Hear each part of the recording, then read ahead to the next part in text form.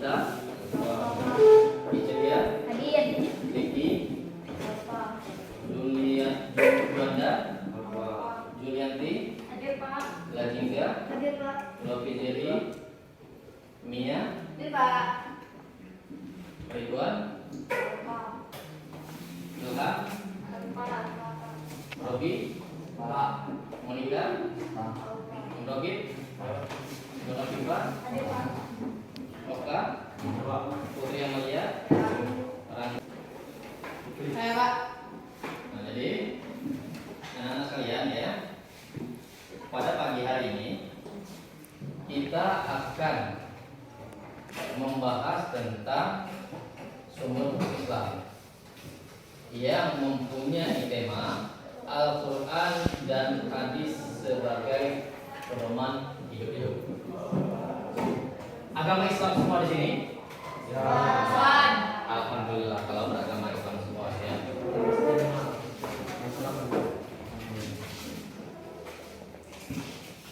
Nah, di sini Al-Quran dan hadis adalah pedoman hidupku. Ya. Yang pertama, pengertian Al-Quran. Menurut bahasa, Al-Quran artinya bacaan, ya, sesuatu yang dibaca. Itu menurut bahasa, ya.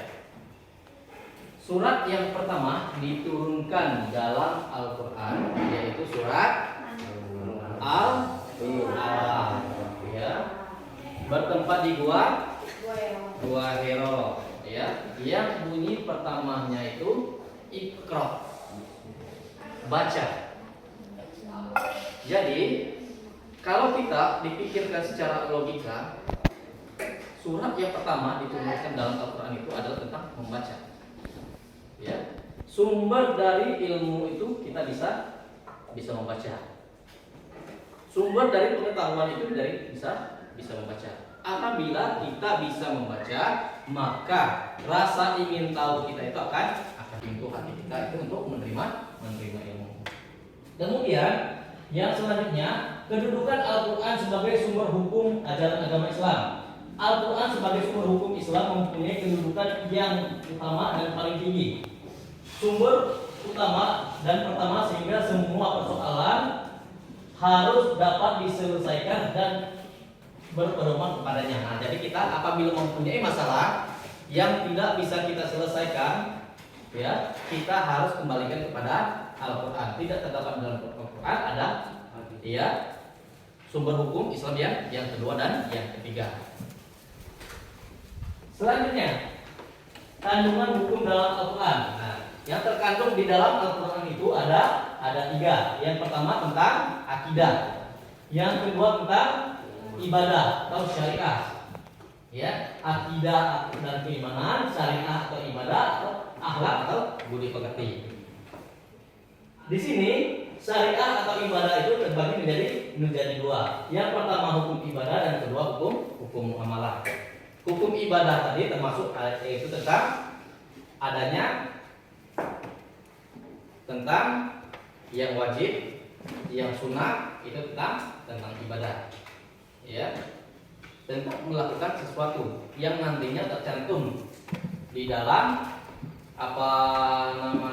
itu rukun Islam dan rukun iman. Itu tentang ibadah semua, ya. Rukun Islam ada berapa? 5. Rukun iman ada berapa?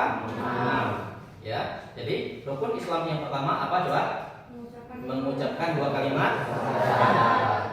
Mari kita ucapkan 2 kalimat syahadat semua supaya Islaman kita ini menjadi 100% Islam, ya. Ya. Kita ucapkan 2 kalimat syahadat. Asyhadu alla ilaha illallah wa asyhadu anna Muhammadar Rasulullah. Siapa yang mengetahui artinya? Ya. Artinya tiada Tuhan selain Allah. Aku bersaksi tiada Tuhan selain Allah. Dan aku bersaksi bahwa Nabi Muhammad adalah utusan Allah. Ya, betul ya.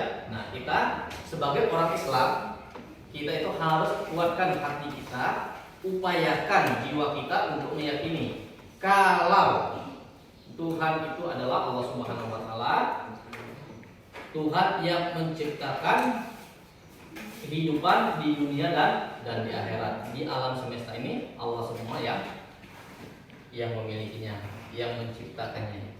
Kemudian kita juga harus meyakini kalau Nabi Muhammad itu adalah utusan Allah yang diberikan hidayah, yang diberikan karomah oleh Allah Subhanahu wa taala berupa Al-Qur'anul Karim yang nantinya akan dijadikan pedoman hidup bagi kehidupan manusia. Manusia-manusia yang mengerti, yang paham tentang Al-Qur'an itu yang menjadikan pedoman hidup. Tetapi kalau manusia yang kerjanya membodohi diri sendiri, manusia yang zalimun li nafsi tidak akan berpedoman kepada Al-Qur'an. Ya.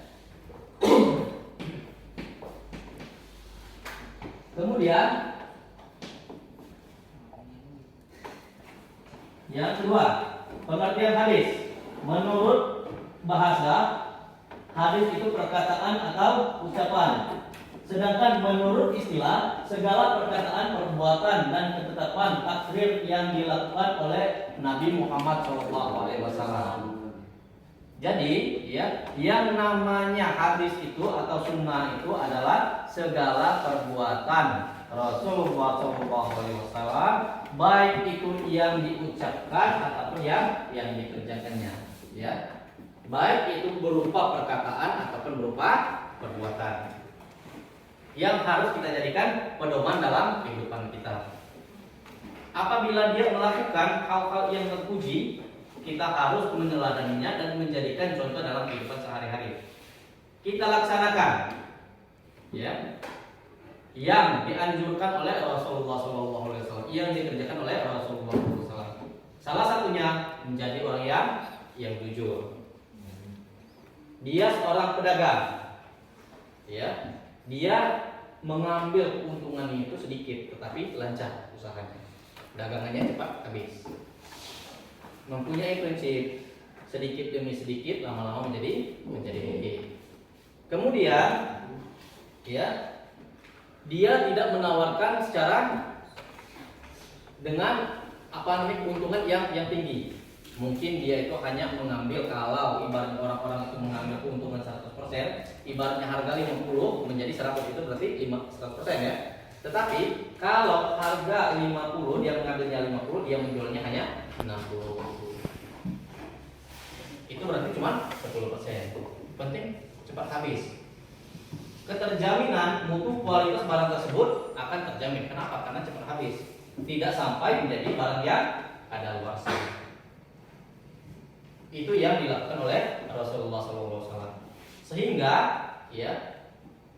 saudagar yang menjadi agen yang menjadi tempat dia mengambil barang Rasulullah, mengambil barang itu terpesona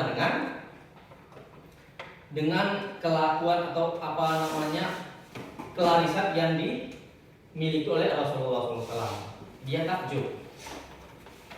Dia mengetahui juga Rasulullah itu menjadi orang yang amanah, orang yang jujur. Itu yang membuat kalau ini Siti Khadijah atau orang yang mempunyai barang tersebut terpesona oleh Rasulullah kepada Rasulullah SAW, kemudian melamar Rasulullah SAW untuk menjadi suaminya. Padahal perbedaan umur itu sangat jauh sekali antara Siti Khadijah dan Nabi Muhammad SAW. Kemudian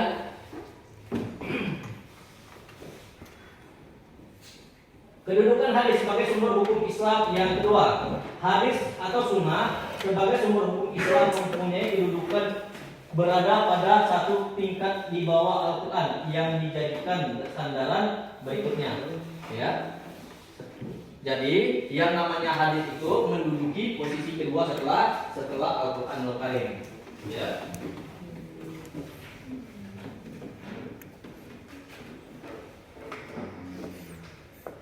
Kemudian hadis dalam arti perkataan atau ucapan Rasulullah SAW terdiri atas beberapa bagian. Yang pertama sanad,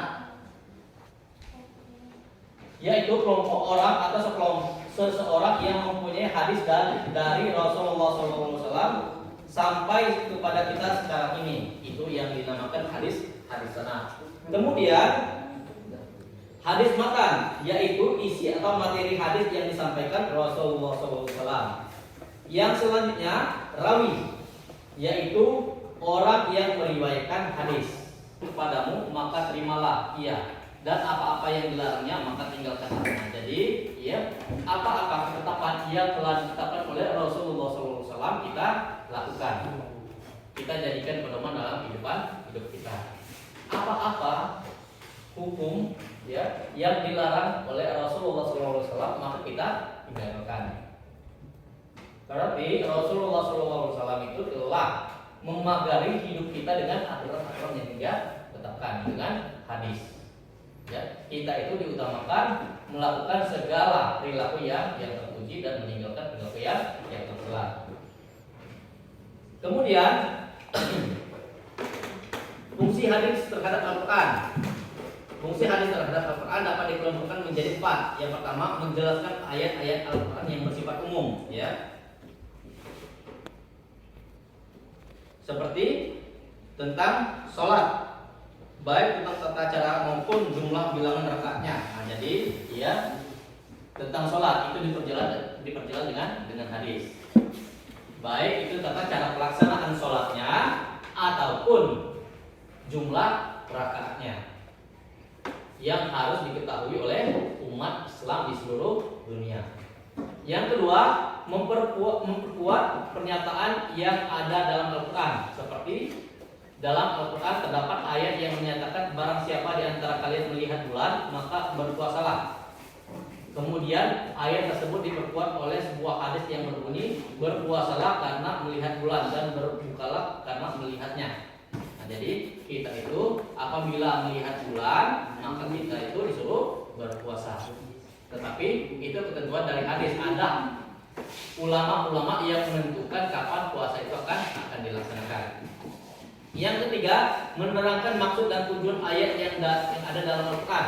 Misalnya dalam Quran surah At-Taubah dikatakan orang-orang yang menyimpan emas dan perak kemudian tidak membeli. Maksudnya adalah bahwa jika suatu masalah tidak terdapat hukumnya dalam Al-Quran, diambil dari hadis yang sesuai. Misalnya bagaimana hukum seorang laki-laki yang menikahi saudara perempuan istrinya, ya. Itu hadis riwayat Bukhari yang menjelaskan, ya, dari Abu Hurairah radhiyallahu an, Rasulullah SAW bersabda, dilarang seorang mengumpulkan atau mengawini secara bersama seorang perempuan dengan saudara dari ayahnya serta seorang perempuan dengan saudara perempuan dari ibunya. Nah, jadi ada unsur mahram di situ, ya, tentang penjelasan mahram. Apabila anak dari ibaratnya kakaknya dari ayah kita laki-laki, dia perempuan, anaknya ini kakak dari ayah kita tadi perempuan, kita tidak boleh menikahinya. Kenapa? Kita sudah terikat dalam satu mahram, ya. Kemudian macam-macam hadis. Hadis terbagi ke dalam 3 bagian, yaitu yang pertama hadis mutawatir. Hadis mutawatir adalah istilah yang diriwayatkan oleh banyak perawi. Itu yang dinamakan dengan hadis mutawatir. Yang selanjutnya hadis masyhur. Hadis masyhur adalah hadis yang diriwayatkan oleh 2 orang sahabat atau lebih yang telah tercapai derajat mutawatir. Namun setelah itu tersebar dan diriwayatkan oleh sekian banyak tabi'in, ya, sehingga tidak mungkin bersepakat dusta. Contoh hadis jenis ini adalah hadis yang artinya orang Islam adalah orang-orang yang tidak mengganggu orang lain dengan lidah dan tangannya. Nah, jadi itu adalah salah satu hadis yang mutawatir. Ya, sifatnya berarti hadis masyhur tapi lebih condong kepada mutawatir. Kemudian yang selanjutnya hadis ahad adalah hadis yang diriwayatkan oleh 1 orang, 2 orang perawi sehingga tidak mencapai derajat mutawatir. Dilihat dari segi kualitas, orang yang meriwayatkan perawi hadis dibagi ke dalam 3 bagian. Hadis sahih, hadis hasan, hadis dhaif, hadis mad'u, hadis maudhu, ya. Itu adalah tentang hadis, ya. Mungkin ada yang mau ditanyakan mengenai hadis yang Pak jelaskan kepada kalian tadi? Mau itu hadis mutawatir, hadis masyhur, atau mengenai Al-Quran yang harus kita jadikan pedoman hidup dalam kehidupan kita. Silakan kalau ada yang mau tanya. Benar sudah mengerti? Ya berarti ya ingat ya. Apabila kalian telah mengerti, kalian amalkan ilmu yang Pak ajarkan kepada kalian. Pak ini bukan ibaratnya ini konsep dari Pak, tetapi ini adalah konsep dari Rasulullah SAW, karena Rasulullah SAW itu menganjurkan kepada manusia, sampaikan ajaran ini yang bisa Pak sampaikan pada pagi hari ini.